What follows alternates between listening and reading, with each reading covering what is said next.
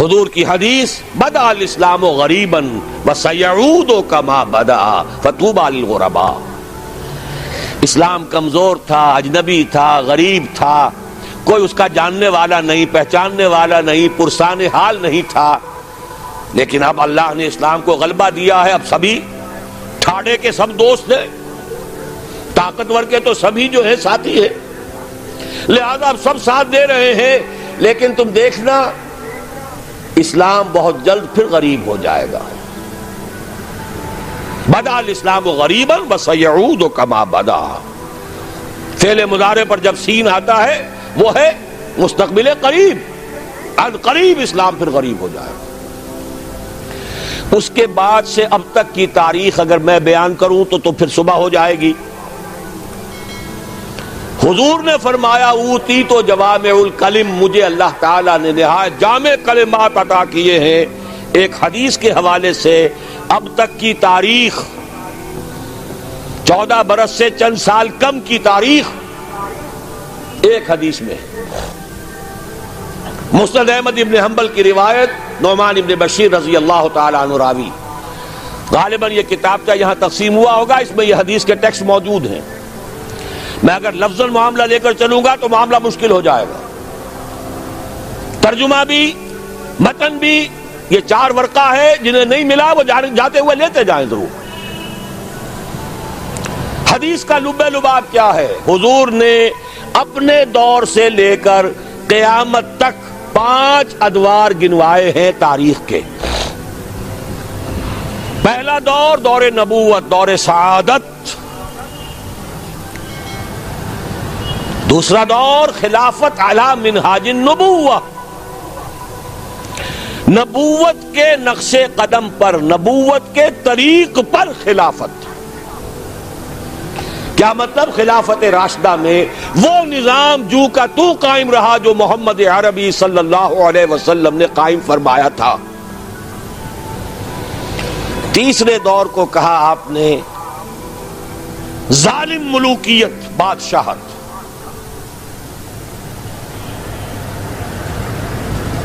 بادشاہت کا ایک اعتبار سے تو آغاز حضرت معاویہ سے بھی ہو گیا رضی اللہ تعالی عنہ. کسری العرب کہا گیا انہیں، عرب کے کسریٰ. لیکن معاذ اللہ یہ ظالم کے لفظ کا اطلاق ان پر نہیں ہوگا. ان کے 20 سالہ دور خلافت میں نہ کوئی خانہ جنگی، نہ کسی کو قتل کیا گیا، نہ کسی کے پر زیادتی کی گئی، پرامن تھا. اگرچہ خلافت راشدہ میں اہل سنت بھی اسے شمار نہیں کرتے. اپنی ذات میں تو راشد تھے کہ نہیں، خلیفہ تھے کہ اپنے وہ صحابی تھے کہ نہیں، اور صحابہ اولئک ہم الراشدون. لیکن خلافت راشدہ، خیر اہل تشیع کی جو رائے ہے وہ تو خیر علیحدہ ہے، اہل سنت جو ہے وہ بھی خلافت راشدہ میں شمار نہیں کرتے. ابو بکر، عمر، عثمان، علی اور آگے 6 مہینے حضرت حسن کے بھی بعض حضرات شامل کرتے ہیں تو ایک حدیث کے مطابق 30 سال کی مدت مکمل ہو جاتی ہے. ملوکیت اصولی اعتبار سے حضرت معاویہ کے دور میں شروع ہوئی، لیکن ظالم ملوکیت یزید کے دور سے شروع ہوئی. اب جو دور شروع ہوا اس میں کربلا بھی ہے. حضرت حسین ابن علی رضی اللہ تعالی عنہما، ان کے ساتھی، ان کے خاندان والے کس طرح شہید کیے گئے. اور صرف وہی نہیں ہوئے، عبداللہ ابن زبیر رضی اللہ تعالی عنہما وہ بھی شہید کیے گئے. حرم مکہ رنگین ہوا خون سے، ان کی لاش ٹنگی رہی بہت دنوں تک. مدینہ بھی نہیں بچا، واقع حرہ میں مدینہ کی حرمت جو ہے اس کو بٹا لگایا گیا. یہ دور ملوکیت کے سیاہ کارنامے. حجاج کے ہاتھوں سینکڑوں تابعی شہید ہوئے. مسلمانوں کا دور تو ابھی عروج کی طرف جا رہا ہے، اسلام کا دور غربت شروع ہو چکا ہے. اسلام اور مسلمانوں کو علیحدہ علیحدہ شے سمجھیے، ساتھ نہیں. پہلے 30 برس بھی ساتھ تھے، بلکہ حضور کے 23 برس بھی شامل کر لیجئے. پہلی نصف صدی جو ہے وہ ساتھ ساتھ ہے. دین کا بھی عروج ہو رہا ہے، ساتھ ہی امت مسلمہ کا عروج بھی ہے۔ اس کے بعد امت مسلمہ تو چڑھتی جا رہی ہے اور دین گرنا شروع ہو گیا۔ ویسے یہ بات ذہن میں رکھیے کہ وہ کوئی 2-4 دنوں میں نہیں گرا۔ کھنڈر بتا رہے ہیں عمارت عظیم تھی، یہ 6 منزلہ عمارت، شاہ اسماعیل شہید نے اس اصطلاح کو استعمال کیا ہے۔ یہ 6 منزلہ عمارت کوئی 1000 بلکہ 1200 برس میں جا کر زمین بوس ہوئی ہے، لیکن ہے پھر وہ گریجول ڈکلائن۔ تو تیسرا دور حضور نے فرمایا ظالم ملوکیت، چوتھا دور فرمایا غلامی والی ملوکیت، ملکن جبرین۔ پہلے تو 1000 برس تک بادشاہ مسلمان تو تھے، چاہے ان میں بدماش بھی تھے، عیاش بھی تھے، ظالم بھی تھے، اچھے بھی تھے، نیک بھی تھے، آخر انہیں میں صلاح الدین ایوبی بھی تھے، انہیں میں نور الدین زنگی بھی تھے، انہیں میں اورنگزیب بھی تھے، انہیں میں التتمش بھی تھے، اچھے بھی تھے، اس میں کوئی شک نہیں، لیکن تھے بادشاہ، خلیفہ تو نہیں تھے۔ لیکن یہ کہ اکثر و بیشتر کا معاملہ تو وہی ہے، عیاشیاں ہیں، محل بن رہے ہیں، تاج محل بن رہے ہیں، الحمراء بن رہا ہے، جہاں جائے کوئی اقبال اور جا کر رو کر آ جائے، رو لے اب دل کھول کر ہے دیدہ خون آبا بار، وہ نظر آتا ہے تہذیب حجازی کا مزار۔ یہ وہ دور تھا کہ جو تھا تو دور ملوکیت، لیکن بہرحال ملوک مسلمان تھے۔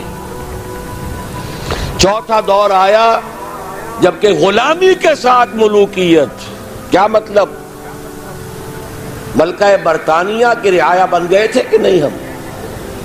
ملکہ معظمہ وکٹوریا، غلام احمد قادیانی نے جو ان کی مدح لکھی ہے، جو خطابات دیے ہیں، ان کی جو اس زمانے کی تصانیف ہے انہیں پڑھیے تو صحیح۔ کہیں ہم برطانیہ کے غلام، کہیں ہم فرانسیسیوں کے غلام، کہیں ہم ولندیزیوں کے غلام، کہیں ہم اطالویوں کے غلام۔ اس صدی کے آخر میں وہ نقشہ آ گیا، شروع میں 20ویں صدی کے شروع میں، جس کا نقشہ حضور نے ایک حدیث میں کھینچا تھا۔ صحابہ سے آپ نے فرمایا ایک وقت آئے گا یوشک ان تداعی علیکم الامم، کہ دنیا کی قومیں تم پر ایک دوسرے کو دعوت دیں گی کہ یہ تر نوالا موجود ہے، آؤ اور نوچ کو چھوڑ کر کھاؤ، ادھر سے ہم کھائیں گے ادھر سے تم کھاؤ، یہ تم لے جاؤ یہ ہمارے پاس رہے گا۔ مصر انگریزوں کے پاس رہے گا، عراق انگریزوں کے پاس رہے گا، شام فرانسیسی لے جائیں، اور لیبیا اطالوی لے جائیں، اور موراکو اور تونس یہ سب جو ہے یہ فرانسیسی لے جائیں، ہسپانیہ سہارا لے جائے، یہ سب لے جاؤ، آؤ تکہ بوٹی کر کے کھا جاؤ۔ سلطنت عثمانیہ ختم، 1924 میں خلافت بھی ختم، نام کی خلافت، حقیقی خلافت نہیں تھی، پھر بھی جیسا کہ میں نے آپ کو بتایا بڑی طاقت تھی اس میں۔ خلیفہ اگر جہاد کا اعلان کر دیتا اس گئے گزرے دور میں بھی، تو جیسے کہ اس انگریز کمانڈنٹ نے کہا تھا کہ لاکھوں مسلمان نکل آئیں گے سروں سے کفن باندھ کر، اس میں کوئی شک نہیں۔ یہ تھا چوتھا دور، اور تھا نہیں ابھی ہے۔ یہاں سے اب ذرا بات شروع ہو رہی ہے، اچھی طرح سمجھ لیجئے۔ کہنے میں تو یہ آتا ہے اور تاریخ بھی یہ بتاتی ہے، حقائق بھی کچھ اس طرح کے ہیں کہ اس صدی کے آغاز میں تو اسلام اور مسلمان دونوں انتہائی زوال کو چلے گئے، اس کے بعد سے عروج شروع ہوا ہے کچھ۔ تقریباً 25 برس میں تمام عالم اسلام آزاد ہو گیا۔ سن 47 میں پاکستان بن گیا، مشرقی اور مغربی پاکستان 2 خطوں پر مشتمل۔ انڈونیشیا آزاد ہو رہا ہے، ملیشیا بن گیا ہے، اور ایک ایک کر کے عرب ممالک آزاد ہو رہے ہیں۔ تمام مسلمان ممالک تقریباً اکثریت والے آزاد ہو گئے۔ لیکن یہاں سے نوٹ کیجئے، دم لیا تھا نہ قیامت نے ہنوز، پھر تیرا وقت سفر یاد آیا۔ یہ جو کولونیلزم تھا جس کی بساط لپیٹی گئی ہے اس صدی کے وسط میں، یہ کرسچین کولونیلزم تھا۔ انگریز کون تھے؟ عیسائی۔ فرانسیسی کون تھے؟ ولندیزی کون تھے؟ ہسپانوی کون تھے؟ اطالوی کون تھے؟ یہ عیسائیوں کی کولونیل حکومتیں، نو آبادیاتی حکومتیں، وہ بساط ذرا طے ہوئی تھی کہ اسی وقت ورلڈ بینک قائم ہوا، کچھ عرصے بعد IMF قائم ہوا، اور اس سازش کا سارا سلسلہ شروع ہو گیا جو خلیج کی جنگ کے بعد عوام کے سامنے بھی علم نشرہ کر دی گئی۔ وہ سازش کیا ہے اسے سمجھ لیجئے۔ چوتھا دور ابھی جاری ہے، اس کو مختصر طور پر تو یوں کہوں گا کہ ایک سیلاب آ رہا ہے نیو ورلڈ آرڈر کے نام سے۔ نیو ورلڈ آرڈر، اور نیو ورلڈ آرڈر اصل میں کیا ہے؟ براہ راست حکومتیں نہیں ہوں گی دوسروں کی، انہی میں سے لوگوں کو بٹھاؤ، لیکن مالیاتی شکنجے میں جکڑ لو، کام یہ کریں، محنت یہ کریں، صبح سے شام تک مشقت یہ کریں، اپنے سودی نظام سے، اپنے ورلڈ بینک سے، اپنے IMF سے ان کی محنت اور ان کی کمائی کی ملائی کھینچتے چلے جاؤ، چھاچ ان کو بھی دیتے رہو۔ یہ پورا فلسفہ یہود کا ہے، زائنزم کے نام سے جو دنیا میں چل رہا ہے۔ یہود کا کہنا یہ ہے کہ اصل انسان صرف ہم ہیں۔ 13 ملین یا 14 ملین، 1.5 کروڑ سے بھی کم انسان دنیا میں یہودی ہے۔ وہ کہتے ہیں اصل انسان ہم ہیں، باقی یہ 6 ارب جو بھیڑ نظر آتی ہے دنیا میں، یہ اصل میں حیوان ہے، شکلیں انسانوں کی سی ہیں، یہ گوئمز ہیں، یہ جینٹائلز ہیں۔ ان گوئمز اور جینٹائلز کا خون چوسنا ہمارا حق ہے، جیسے گائے کا دودھ پینا ہمارا حق ہے، بیل کو ہل میں جوتنا ہمارا حق ہے، گھوڑے کو ٹانگے میں جوڑنا ہمارا حق ہے۔ البتہ گائے کو بھی کچھ چارہ تو ڈالنا پڑے گا نا، بھوکی مرے گی تو دودھ کہاں سے لوگے؟ گھوڑے کو بھی شام کو کچھ دانہ ڈالو گے تو اگلے روز اسے ٹانگے میں جوت سکو گے۔ اس درجے میں اس بقیہ نوع انسانی کو سبسسٹنس لیول کے اوپر تو باقی رکھو، باقی ان کی محنت، ان کی کوشش، ان کی جد و جہد، گھوڑے پر اگر آپ نے جو بھی ٹانگے باندھ ہے، اس نے اگر 100 روپے شام تک کمائے ہیں تو 20-25 تو بہرحال گھوڑے پر بھی ڈالے گا، باقی اس کی کمائی ہے۔ سبسسٹنس لیول ان کو دو تاکہ یہ کل بھی کام کرنے کے قابل ہو، لیکن سارا سودی نظام کے ذریعے سے ان کا خون ہم کشید کرتے چلے جائیں۔ یہ نیا مالیاتی عالمی استعمار ہے، وہ استعمار اور تھا، وہ کولونیل رول۔ انگریز آ گیا، اب انگریز جب ہندوستانیوں کو نظر آتے تھے تو ہندوستانیوں کا خون جوش میں آتا تھا کہ نہیں؟ بغاوت کرتے تھے، مارتے تھے، پھر وہ ہندوستانیوں کو مارتے تھے۔ تو مار رہے ہیں اور مر رہے ہیں، یقتلون و یقتلون۔ حاصل کیا ہے؟ ہمیں آم کھانے سے غرض ہے، پیڑ گننے سے کیا فائدہ؟ اگر ہم ان کی کمائی، ان کی محنت اسے کشید کرتے چلے جائیں، اس کو کھینچ کر لے جائیں، تو خامخواہ ان کے اوپر براہ راست حکومت کرنے سے حاصل کیا ہے؟ یہ ہے چوتھا دور جس کی نئی شکل صرف بدل گئی ہے۔ پورے عالم اسلام میں حکومت میں وہی لوگ بیٹھے ہیں، عدل بدل وہ کرواتے رہتے ہیں۔ ایک زیادہ بدنام ہو گیا یا ہو گئی، چلو اس کو ہٹاؤ، دوسرا لے آؤ۔ کچھ دنوں کے بعد اسے زیادہ بدنام ہو جائے گی یا ہو جائے گا، تیسرے کو لے آئیں گے۔ الیکشن کراتے رہو، یہ اسی میں مگن رہے۔ الیکشن، ممبری، کرسی، صدارت بنائے، خوب آزادی نے پھندے۔ اٹھا کر پھینک دو باہر گلی میں، نئی تہذیب کے انڈے ہیں گندے، یہ اقبال کہہ کے گیا ہے۔ لیکن لگائے رکھو، انہیں کرکٹ کے میچ میں الجھائے رکھو، دیکھتے رہے صبح سے شام تک بیٹھے ہوئے، انہیں پتہ ہی نہ چلے کون ہمارا خون چوس رہا ہے، کتنی جوکیں لگی ہوئی ہیں میرے جسم کے ساتھ اور وہ میرے خون کو چوس رہی ہیں، انہیں پتہ ہی نہ ہو۔ مست رکھو، اقبال نے تو کہا تھا نا، مست رکھو ذکر و فکر صبح گائی میں اسے، اس سے کہیں زیادہ لذت جو ہے وہ اب وہ میچ دیکھنے میں آ رہی ہے۔ لگاؤ ان کو، طرح طرح کے نام سے جو ہے جوئے کے اندر لگاؤ۔ یہ تمام دھندے اس لیے ہیں، یہ اس میں مگن رہے حیوانوں کی طرح۔ اور یہ بھی نوٹ کر لیجئے، یہ بھی ان کے پروٹوکولز میں ہے، اخلاقی اعتبار سے انہیں کرپٹ کر دو، انہیں تمیز ہی نہ رہے بیٹی میں اور بیوی میں، انہیں تمیز نہ رہے مرد اور عورت میں، حیوان، بالکل حیوان بنا دو۔ انسانیت کہیں رہ گئی تو کسی وقت بغاوت کا اندیشہ ہے۔ عورت کو باہر نکالو گھر سے، اسے شمع محفل بناؤ، اسے اسے اشتہاروں کا موضوع بناؤ۔ موٹر سائیکل کا اشتہار ہے تو عورت، چائے کا اشتہار ہے تو عورت۔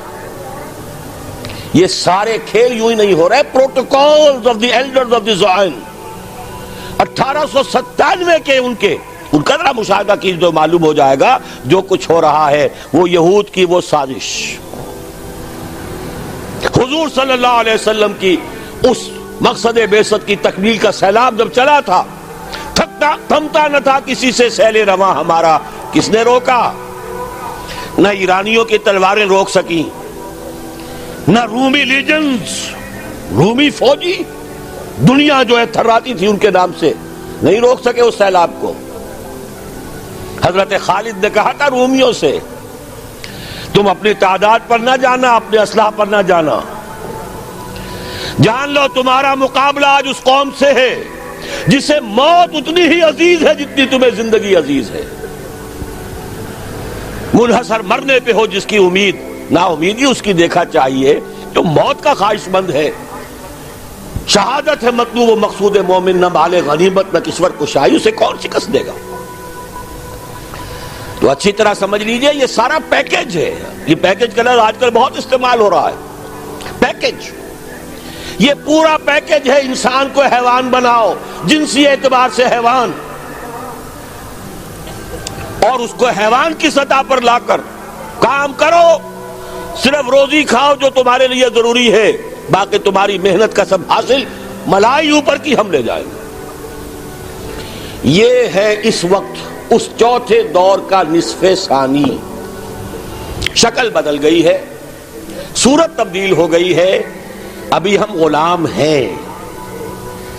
فرق صرف یہ ہے کہ پہلے انگریز فوجی بھی نظر آتے تھے، اب نظر نہیں آتے۔ اب ہمارا ہی قوم کا کوئی فرد ان کا کارندہ بن کر، قرقمین بن کر بیٹھا ہے آ کر۔ معین صاحب کیا کرنے آئے تھے؟ قرقی کرنے آئے تھے۔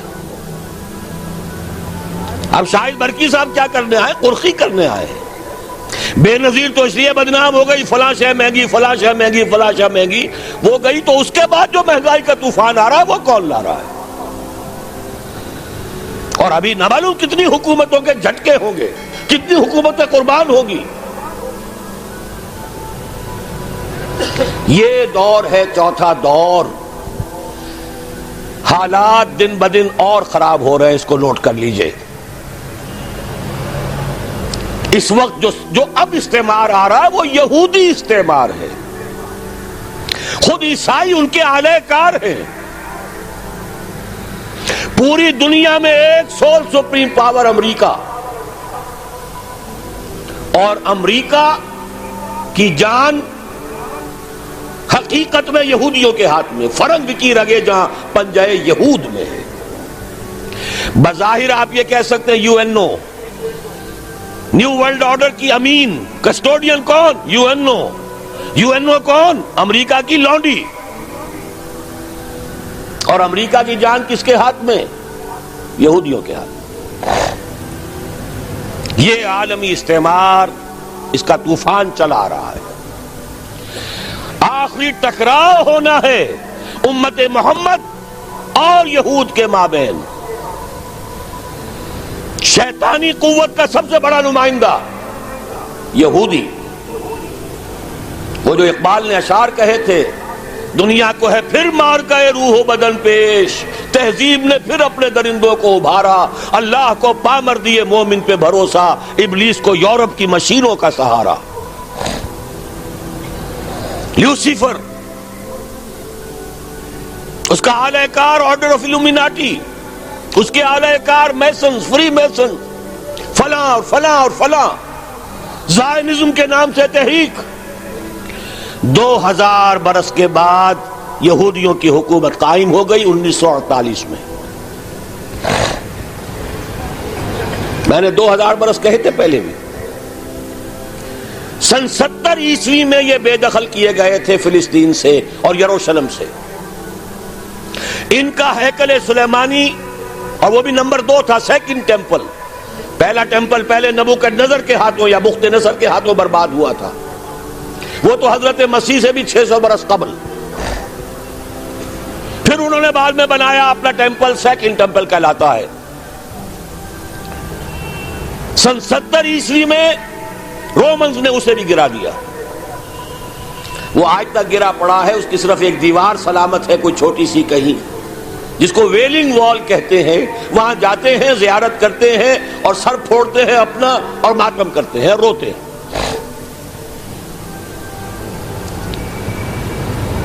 سن 70 میں انہیں جو دیش نکالا ملا تھا فلسطین سے، تو یوں سمجھیے کہ تقریباً 550 برس کے بعد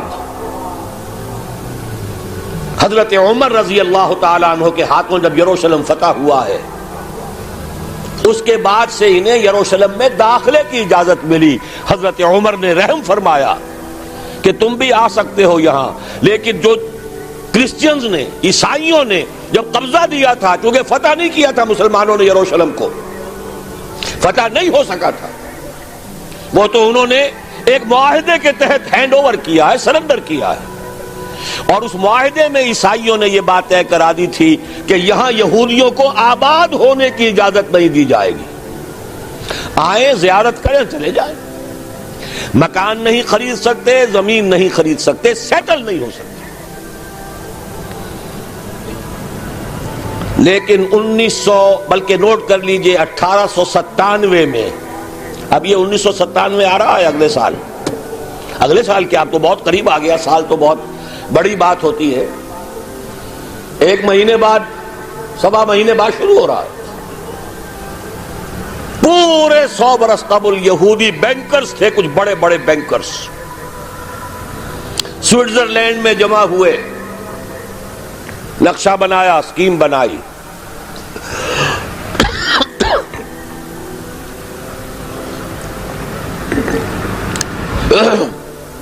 سازش کی صلاحیت اللہ نے بے پناہ دی ہے. دولت بے شمار جمع کر چکے تھے سودی نظام سے. 20 برس کے اندر اندر برطانیہ کے ذریعے سے اعلان کرا لیا بالفور ڈیکلریشن.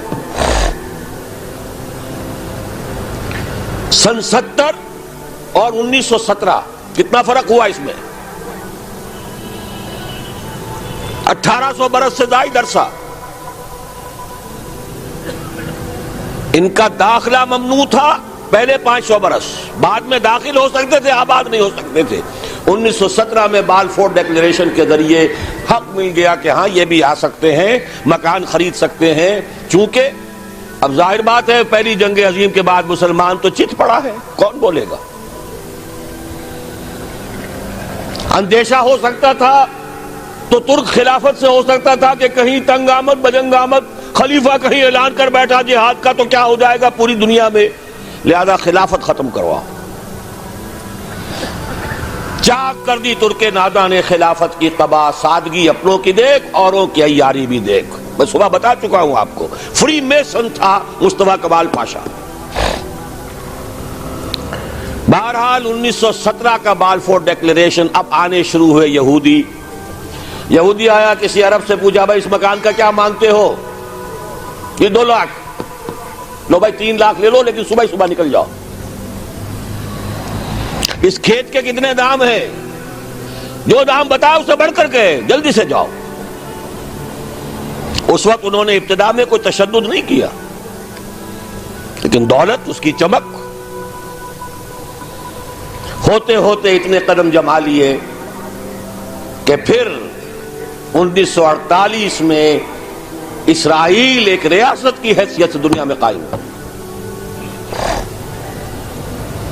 اس کے ساتھ جوڑ ملا لیجئے 1947 میں پاکستان قائم ہوا تھا.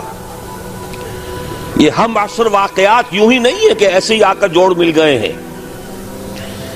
تاریخ کے کچھ واقعات ہماری نگاہوں کے سامنے ہوتے ہیں، کچھ پیچھے اللہ تعالیٰ کی مشیت، وہ جو پیچھے کار فرما ہوتی ہے وہ اپنی جگہ ہے. بہرحال 1948 میں قائم ہوا. 19 برس کے بعد 1967 میں جنگ، اور اس نے اپنے حدود بڑھا لیے، مشرق میں، مغرب میں، شمال میں. یروشلم پر بھی قبضہ ہو گیا. 1967 سے اب یروشلم ان کے قبضے میں ہے. 30 برس ہونے کو آئے ہیں، اور اب یوں سمجھیے کہ تلی ہوئی ہے. اس وقت تاریخ کی ترازو تنی ہوئی ہے. وہ لوگ تلے ہوئے ہیں مسجد اقصی کو شہید کر کے اپنا 3rd ٹیمپل بنانے کے لیے. سارا کام ہو چکا ہے، نقشے بن چکے ہیں. پچھلے دنوں مسجد اقصی کے ڈوم کے لیے شہنشاہ جو ہیں اردن کے شاہ حسین، انہوں نے کتنے من سونا دیا تھا تاکہ اس کے اوپر پتری چڑھا دی جائے. تو یہودیوں نے کہا تھا یہ سارا سونا ہمارے ہیکل کی تعمیر کے کام آئے گا. کھل کر کہا. اب یہ کہ مسجد اقصی کے ساتھ جانے والی ٹنل کھول دی گئی ہے. کوئی دن کی بات ہے کہ کوئی یہودی، کوئی جنونی جائے گا وہاں پر جا کر ایکسپلوسیو رکھ آئے گا، اور اس ایکسپلوسیو کے نتیجے میں مسجد اقصی شہید ہو جائے گی. پھر کہیں گے بھائی ہمارا کوئی جنونی کر گیا، جب کر گیا تو چلو اب جو ہو گیا فیٹ اکمپلی ہے یہ، اب یہاں ہمارا ٹیمپل بننے دو. اور امت مسلمہ کی نبض وہ دیکھ چکے ہیں ایودھیا کی مسجد گرا کر.